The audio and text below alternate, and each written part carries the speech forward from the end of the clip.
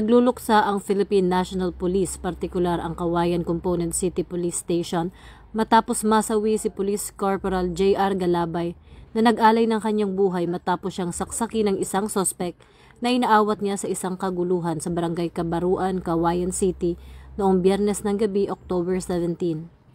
Kakauwi pa lamang ni Police Corporal Galabay mula sa kanyang duty sa Miss Tourism Philippines 2025 Coronation Night nang mapadaan siya at hindi nag-atubiling mamagitan sa insidente.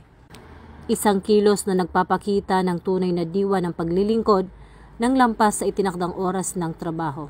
Sa kabila ng pagod at sugat na tinamo, naipagtanggol pa rin ni Police Corporal Galabay ang kanyang sarili at napigilan ang paglala ng sitwasyon bago tuluyang bumigay. Kinilala ng PNP ang kanyang sakripisyo bilang isang gawa ng pambihirang katapangan. Hinihiling na makamit ang katarungan para sa yumaong pulis na nag-iwan ng pamana ng kabayanihan at dangal sa uniforme. Patuloy ang investigasyon upang matukoy ang motibo at panagutin ang salarin sa likod ng trahedyang ito.